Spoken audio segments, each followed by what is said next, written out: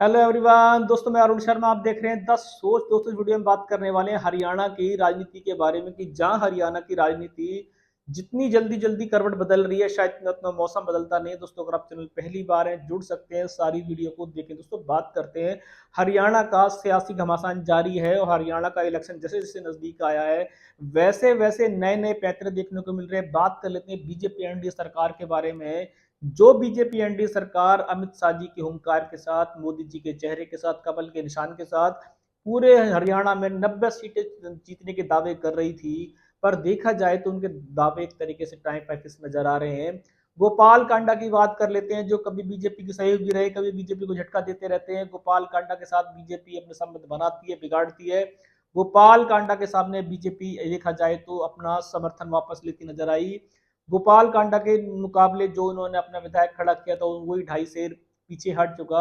जो बीजेपी पूरे हरियाणा में कांग्रेस को चिता रही है, जो पूरे कांग्रेस सरकार बनाने के दावे भर रही है, वो गोपाल कांडा के सामने क्यों अपने आप को हारा महसूस कर रही है? क्या गोपाल कांडा के सहारे ही बीजेपी हरियाणा में आएगी? गोपाल बीजेपी ये मान चुकी है कि अगर गोपाल कांडा नहीं तो बीजेपी नहीं। सीएम सैनी ने गोपाल कांडा पे कंधे पे हाथ रखा, उनको अपने साथ रखने की कोशिश की गई। इसी बीचों बीच गोपाल कांडा ने नया गठबंधन किया इनेलो के साथ। उसके कुछ दिन बाद बयान आया कि वो बीजेपी को समर्थन करेंगे। और जिस सिरसा की बात करें जहां से गोपाल कांडा ने नामांकन भरा, वहां पे बीजेपी के नेता ने फाइट लड़ने के अलावा अपना नामांकन पत्र ही वापस ले लिया। यानी बीजेपी ने इलेक्शन से पहले ही अपनी करारी हार मान ली। वो मान चुके हैं कि गोपाल कांडा को तो वो सिरसा में हरा ही नहीं सकते थे। बीजेपी के नेताओं ने बयान दिए थे कि हम इस पर कार्रवाई करेंगे, दोबारा नामांकन भरेंगे, पर कुछ नहीं हो पाया। गोपाल कांडा के सामने बीजेपी टाए फाए पिस हो गई। और ऐसा ना हो कि गोपाल कांडा ही बीजेपी पे भारी पड़ने वाले हैं और गोपाल कांडा के अलावा बीजेपी हरियाणा में कुछ कर जाए, ऐसा नजर नहीं आ रहा। जो बीजेपी 90 सीटों को लेके मोदी जी के चेहरे पे अमित शाह के हुंकार के साथ हरियाणा में अपना दम फूकती नजर आई, पर सिरसा जैसी सीट में गोपाल कांडा के सामने ही वो 2.5 से पीछे हट गई। और देखा जाए तो एक तरीके से उन्होंने अपनी करारी हार मान ली है।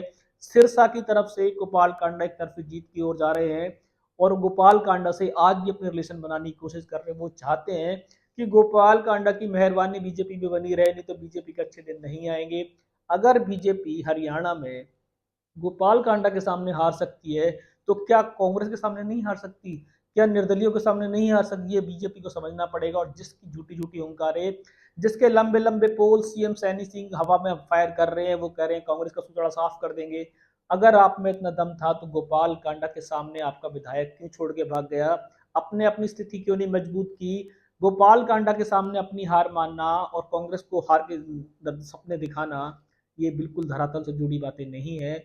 सीएम सैनी की कमान शायद इस बार लास्ट बार कमान है, क्योंकि लगता नहीं है कि सत्ता परिवर्तन बीजेपी में होगा। और जिस तरीके से बीजेपी सपने देख रही है, ऐसा तो होना मुश्किल है। निर्दलीय डंका ठोक सकते हैं, सैनी की सरकार आने के चांसेस नहीं है। पर जो सरकार, जो बीजेपी एक गोपाल कांडा जैसे विधायक के आगे अगर अपनी पार्टी के नेता का नामांकन वापस लेती है, तो इस पर सवालिया निशान खड़े होने जाते हैं।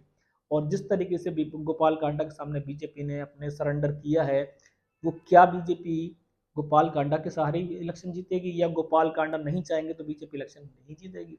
दोस्तों, हरियाणा में गोपाल कांडा का कद बीजेपी से बढ़ता जा रहा है और बीजेपी ने उनके बढ़ते कद के आगे सिरसा जैसी सीट से नामांकन पत्र वापस लेना बीजेपी जैसी बड़ी पार्टी के लिए सवाल निशान खड़े करता है। हार जीत अलग अलग पहलू हो सकते हैं, पर बिना लड़े ही हथियार डाल देना, ये गोपाल कांडा के कद को बढ़ाता है। अब देखते हैं कि बीजेपी क्या बिना गोपाल कांडा के हरियाणा में वापसी करेगी, या गोपाल कांडा जिस पार्टी को समर्थन करेंगे वो पार्टी हरियाणा में परचम लहराएगी। इस रुझान पे कोई सटीक विश्लेषण होगा समय से पहले बताएंगे। और आप चैनल पहली बार हैं, जुड़ सकते हैं आगामी सभी वीडियो को देखें। दोस्तों, मैं अरुण शर्मा मिलूंगा नई सोच के साथ। अपना ध्यान रखें। नमस्कार।